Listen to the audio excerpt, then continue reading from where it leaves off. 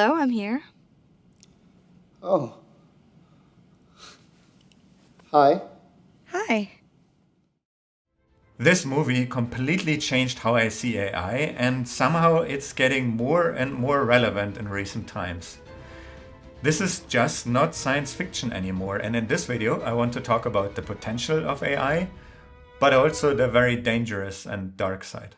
But there are concerns those who are emotionally distressed, vulnerable, or needing specific guidance might not be getting the proper help they need. Let me start this video with a question. What do you think are the most common use cases for AI in 2025? Writing emails? Reviewing documents? Maybe doing homework? No, a recent Harvard Business Review study found that the most common use case for generative AI in 2025 is therapy and companionship.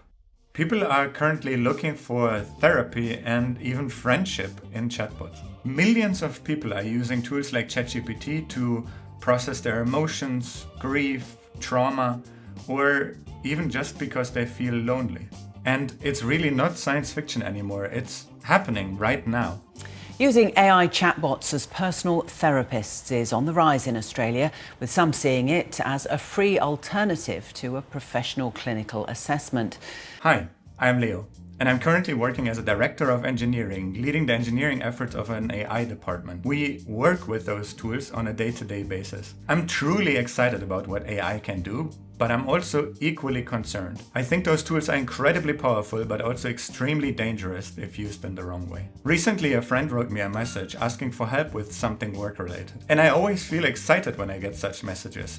I have realized that for myself, one of the best things is if I can help people.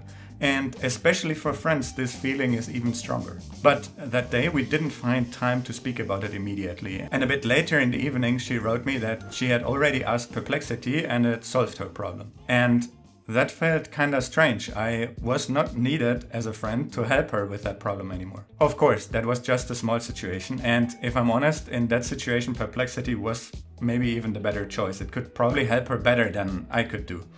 But it still felt incredibly strange, and I think this is an example of a broader trend. We ask those AI tools more and more, and we communicate with them more and more, and we don't communicate with our friends or family as much anymore. Every time we have a question, they might not be available, and we can instead just quickly ask ChatGPT or Perplexity to solve that problem, and we don't bother our friends. But I do think this is contributing to the deeply concerning larger trend of the disconnection of people, of loneliness and mental health problems, and the rising levels of anxiety and depression. We are just not reaching out to people anymore when we have problems or questions. We are using AI tools instead. And that contributes to the rising levels of isolation and loneliness we experience. In fact, that HBR study I showed in the beginning is showing that our use of AI shifted from productivity to personal needs. The top 3 use cases of Gen AI in 2025 were 3 finding purpose, 2 organizing our lives, and 1 therapy and companionship. This absolutely blew my mind. I didn't expect that so many people are using ChatGPT in order to solve their personal problems and not to code or write emails anymore. I really started wondering, what is it about those AI answers that makes people feel so good, that makes people feel heard, that makes them use them as therapists or friends? I mean, I know how they work. I work with them on a daily basis. Under the hood, large language models are just very sophisticated next word predictors. Nothing more. They don't understand feelings or have an intuitive understanding of physics, and they don't have moral or ethical principles. They are just mathematical approximations of all the text we used to train them. And every time you ask a question, they go through a lot of math to determine what the most likely next word could be.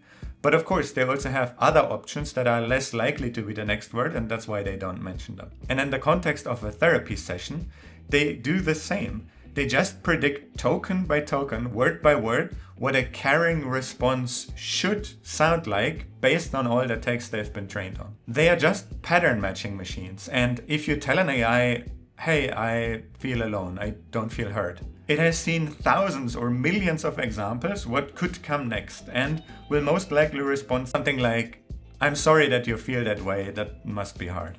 And so this is what ChatGPT will answer.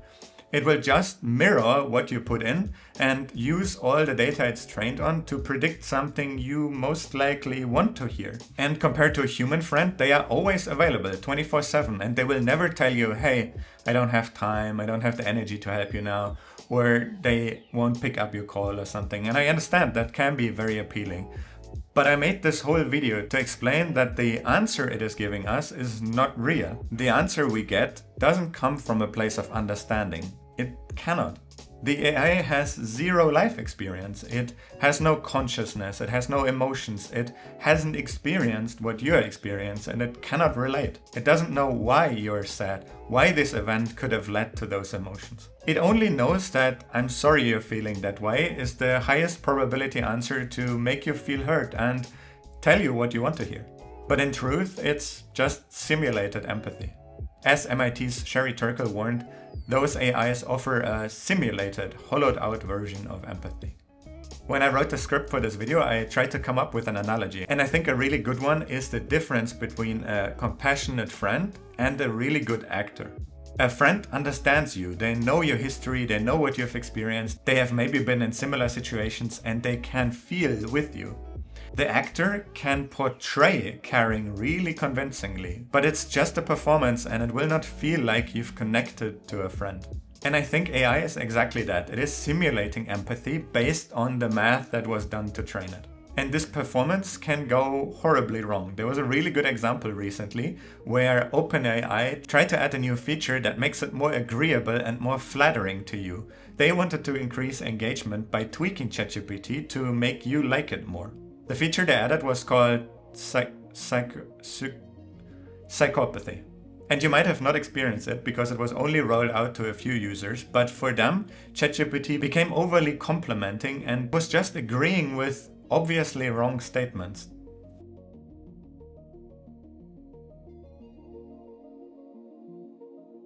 And it really started to manipulate users. It started to emulate what a friend would do.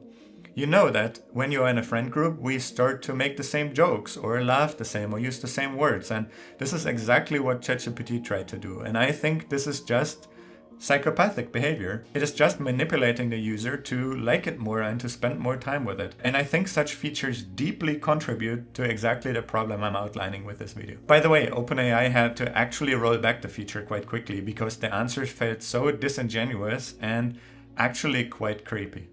Now, as much as I can nerd about AI, I also believe in real therapy. I was in therapy myself and I'm using coaching sessions since years now. I think there's a tremendous value in talking about your life situations, your goals, your fears, and work through that. I actually think there's nothing more worth investing into than your own personal development.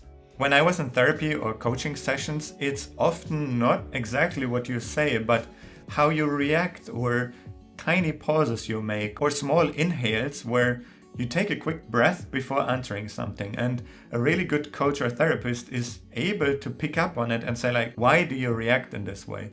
What did you feel when you gave me that answer? What did you feel when you made this pause? I actually think that the words are sometimes the least amount of information you give away. Your body language, your gestures tell sometimes much more about how you feel about something than what you can express in words. And then a coach is not able to give you the answer or tell you what you want to hear, but they're able to ask a seemingly trivial question in the perfect moment. Sometimes my coach just said, "Why?" Or "What if it was different?" And you start thinking about it from a different way. He didn't say what I wanted to hear, but he challenged me and nudged me in a way where I could solve my problem and it all resolved for me. Or in the following sessions, I could work through whatever topic I was working through. And therapists, compared to ChatGPT, have an extensive training in human psychology, ethics, moralistic questions, and generally how our human mind works. Also, they would never in the first session tell you something about your life. The first session, sometimes it takes 5 to 10 sessions where you just speak with them about your problems and they start to learn about your life. They start to learn about your behavior, your personality, your psychological background, and then they slowly try to work into it. They would never in the first session say, oh, this feels terrible, do this. But as I said, in the very right moments, they challenge you. And that's what a chatbot cannot really do, because it was explicitly trained to answer your questions, to be helpful, and to make sure that you're happy with whatever it says. Professor Dame Till Wykes, the head of mental health of psychology of sciences at the King's College in London, said that I think AI is not at the level where it can provide nuance, and it might actually suggest courses of action that are totally inappropriate. Despite all of this, some tech leaders are pushing full speed in the direction where therapists and AI friends become the norm. Most notably, Mark Zuckerberg recently said that AI companions could actually be one of the cures to the loneliness epidemic. There's the stat that I always think is crazy. The average American, I think it's fewer than 3 friends. 3 people that they'd consider friends. And the average person has demand for meaningfully more. I think it's like 15 friends or something. Sadly, he's not wrong about this. A recent study found that 40% of Americans have 3 or fewer close friends, and 8% of Americans have 0 friends. And this is just crazy to me. It's almost unbelievable, because I'm lucky that I have a few good close friends, but exactly this epidemic they are speaking about is almost invisible, because the people that don't have friends, they also don't go out that much or don't raise it. But in numbers like the HBR study shows, we see that now people are looking for therapy or even companionship in AIs. And this is a clear indicator for exactly those numbers. And keep in mind, the suggestions that you should rely on AI friends comes from a person that said this when he was asked about whether he drinks coffee or not. Nah. Really? Yeah, I mean, you've had it. I have. Sometimes on vacation, I'll drink it recreationally. It's like every once in a while. I mean, Mark Zuckerberg was never one of the most social people, but that has to be one of the most creepy answers to this question. But I think if this came from anyone else, I would just think that this was some techno-utopian naive position. But it's coming from Mark Zuckerberg, and one commenter put it perfectly. This is what happens when you believe humanity is reducible to binary data. You think of friendship through the lens of supply and demand. Doesn't that sound dystopian to you? There were already people joking about that this sounds like a Black Mirror episode, and in the recent times, our reality starts to become more and more like a Black Mirror episode. Coming now to the darker side of such chatbots, there were already examples that had very dire outcomes. There was an example of a person that had an eating disorder, and the AI just suggested to lose weight and diet more, which is apparently exactly the wrong thing to say and can have very extreme consequences. The company Character AI is currently facing a big lawsuit because allegedly one of their therapy characters has led to the suicide of a 14-year-old boy. And the parents of such children obviously are asking for regulation or stricter testing on such AI therapy bots, because they can't just cause this amount of harm. Currently, we are operating under the Silicon Valley mentality of move fast and break things, but in such cases, the things we are breaking are human lives. And experts from all sides, technologists, psychologists, sociologists, they are all waving red flags. And again, Sherry Turkle, who has studied human-machine relationships for decades, stresses that face-to-face conversations is where real intimacy and empathy grows. And if we trade that for AI interactions, we might lose what actually makes us human. She observed that many people already prefer texting or messaging because it feels safer. And now AI chats make it even easier to avoid the messy and real conversations where we have to deal with others' imperfections.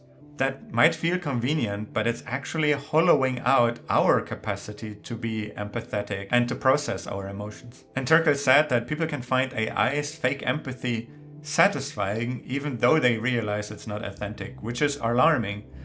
Because if we accept the simulation of empathy over the real thing, we might stop seeking the real empathy altogether. And there are also other researchers that warn that offloading our emotional needs to an AI can have dangerous consequences, potentially eroding our capability to connect with other people. And there is already very early evidence that AI chatbots make us more lonely, not less. So where does this all leave us? Am I saying that you should never use an AI to talk about your problems or even your emotions? No. Sometimes they can have their place.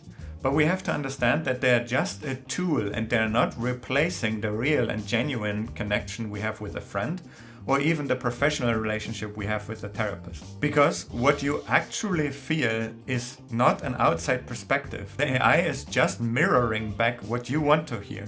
So the empathy you feel is actually coming from you, not the AI.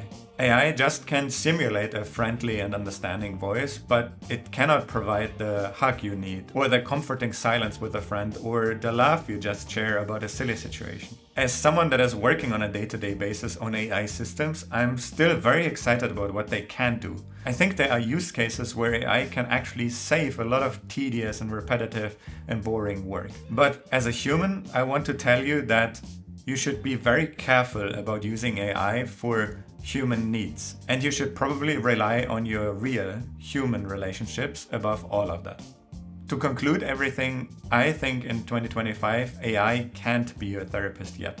We are just not there yet. It seems like we are, but we're not. And for now, I disagree with people like Mark Zuckerberg. I think we need to find ways to rebuild our human relationships rather than building more AI systems and building even more powerful technology. And I'm glad that you watched until the end of the video. Sometimes a little conversation, and even if it's just through the screen, can make us feel that we're not alone and that we can also find solutions together. Thanks for watching. Oh, you have a lot of contacts. I'm very popular. Really? Does this mean you actually have friends? Well, you just know me so well already.